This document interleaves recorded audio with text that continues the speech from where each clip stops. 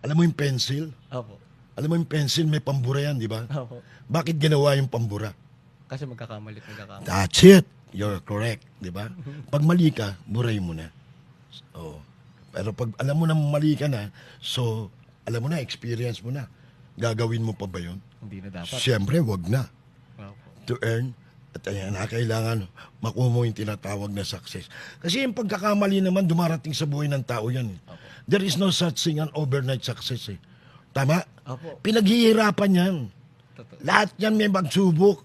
Kaya nga meron dyan, yung magpakailanman, di ba? Opo. Lahat yan.